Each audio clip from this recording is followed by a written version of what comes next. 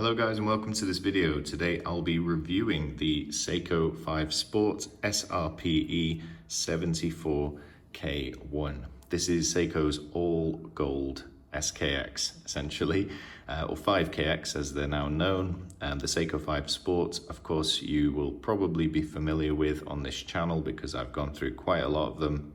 I modify these watches a lot. This one will be no exception. I'll mention at the end of the video which parts of this watch are going to end up in a new build that'll be in my next video. But in the meantime, please subscribe to the channel, help me get to 1,000, and hope you enjoy this. So this is the first time I'm handling one of these all gold models. Seiko's got a few. They've got this yellow gold one, they've got a rose gold one, and a silver one. All with this rather unique kind of embossed bezel insert with these kind of different matte and polished finishes. Of course, the silver version has a silver dial and bracelet. The rose gold has the rose gold dial and bracelet, so you get the idea. So yeah, this is the SRPE74K1, not a made in Japan version, or as far as I know, any kind of limited edition. This is just their, I guess, first probably all gold version of an SKX style watch, or a dive watch. Now, I wouldn't really call this a true dive watch anymore because this bezel would be pretty useless underwater. I doubt you'd be able to see it very clearly. However, oh, and also, of course, the 100-meter water resistance isn't to the diver's spec as the SKX used to be. However, these watches are still excellent daily wearers, and of course this one is a lot more flashy, perhaps if you wanted an all gold watch to match your outfit or something. So these are becoming more common in many different colors, and I like what Seiko are doing there. They're giving their customers a lot of choice, and modders like myself have a lot more options to play with original parts rather than using a lot of aftermarket parts as well.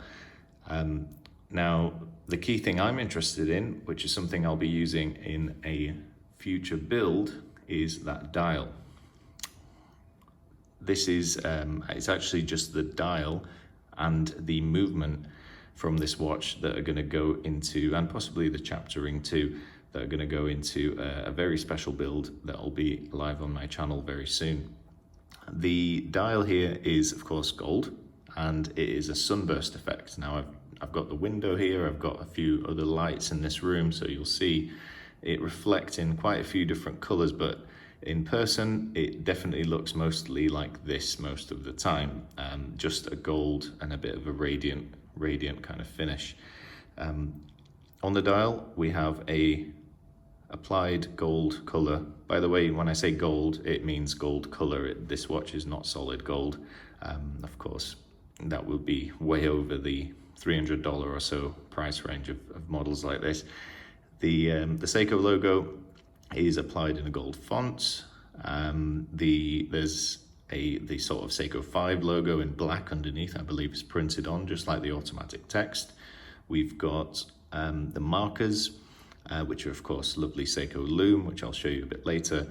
They are surrounded with a slightly lighter shade of gold. I don't know if it will pick it up here, but in person you can't really tell, but they almost look silver in person compared to the gold of those hands.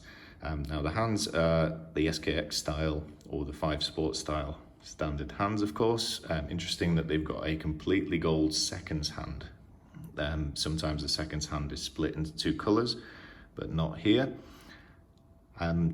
Otherwise, very nice dial, and I love how it catches the light.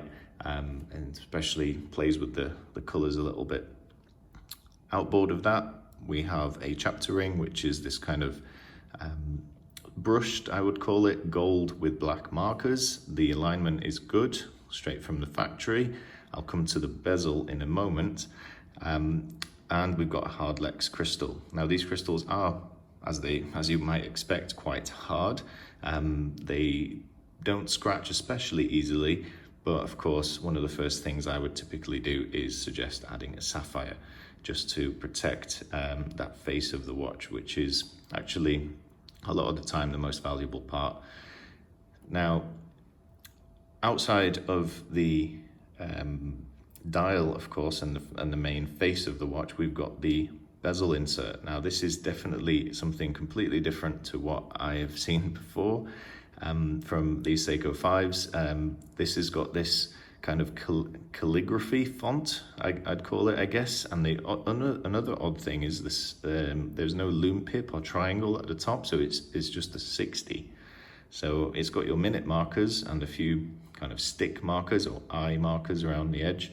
We've got dots from, I guess, 0 to 20, but yeah, it's very odd to have the number 60 at the top there compared to the usual triangle or loom pip.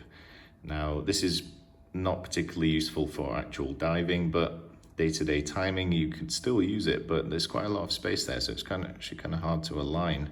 I guess it would be about there, and I didn't get it quite right the first time, but it's actually quite hard to align. The material of this will likely be aluminium, which has been, of course, coated with this gold color, so over time it will scratch probably quite easily, but then again, perhaps it's meant to have this kind of rough look, almost like a cast finish, which is quite cool, I think. And maybe perhaps on a more vintage style strap, this would look even better. Now, the bezel itself is the standard conical shaped double row of pyramid ring that you get on an SKX or 5KX. Let's check the bezel action on this one. Nice and tight, actually. Yeah, very pleasant, nice and defined. Yeah, I find the actions on these actually a pleasure to use most of the time. For the money, they're excellent. Now, of course, the case is completely gold, apart from the case back, which I'll come to now, actually. Let's have a look at the back of the watch. So there you have it. I'll come to the bracelet shortly. There is the case back, and interestingly, and I've seen this on some of their other models, they do not coat this in the same color. It comes as standard, sorry, in the silver color. Sometimes these don't match the case. Doesn't really matter, doesn't stand out so much. Inside, of course, we've got the 4R36 movement. Lovely movement from Seiko, inexpensive. You know, lasts a long time. To be honest, not worth servicing because it's easier just to replace it. But yeah, I've gone through probably 100 Seikos, maybe more in the last year, and I've never had a problem with one of these movements. They've always taken a beating and always done very well. So no issues with the movement there. Of course, technically all in-house as well. Now this movement does stop seconds, so you can pull the crown out all the way and the seconds stop. Of course, that's where you also set your time. First position, you can switch the day. I've got the Middle East version here, so it'll have Arabic and English, and turning the other way will switch your date. So a quick set date, and in the first position, there's no screw down here. We can wind it as well. So 100 meters water resistant. In terms of sizes, it's a 22 lug length, quite a short lug to lug. I can't remember exactly, but maybe around 40, 45. The width is across the case is 42.5. Overall, this watch wears smaller than it suggests with its case size, but that can be edited a little bit with different bezels, crystals, and so on. So you'll have to see on my other on this channel, my other videos, what I make with these watches. I've got quite big wrists, so I'll show you a wrist shot shortly. Now, the bracelet is, of course, they're sort of somewhat oyster style.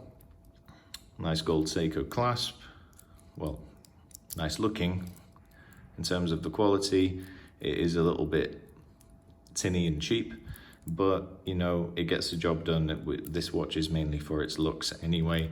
I don't think I would invest in a higher end gold colored bracelet for this necessarily, so I might want to just stick to this one, or maybe another strap, and have the option of two there for a lower cost.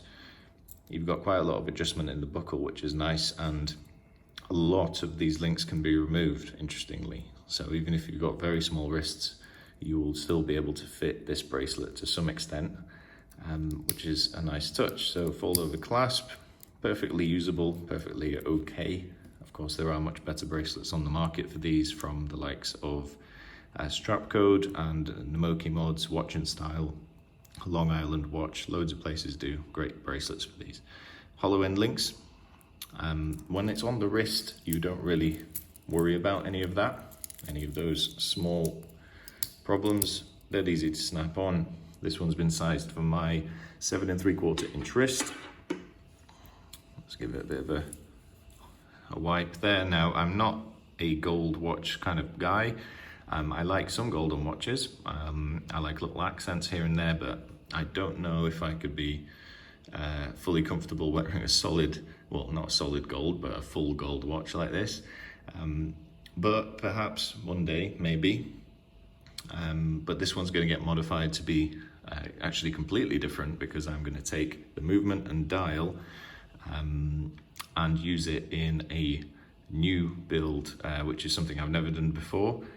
Keep an eye on my channel, please subscribe, and you'll see it very soon. So here's the Loom shot, guys. It is glowing bright with that lovely Seiko Loom. Looks a little lost amongst all the gold, I must admit, perhaps because the bezel itself is completely gold with no other markers. But overall, nice strong Loom, no problem seeing this at night. Interesting watch for sure. I'm pleased that I'm getting to review it. Perhaps not for me, too much gold, but actually you can get this watch, get a regular Seiko 5 Sport, and mix the parts up to make two-tone watches, which is somewhat what I'm going to be doing. So please keep an eye on this channel, hit that like, hit the subscribe, and I'll see you next time, guys.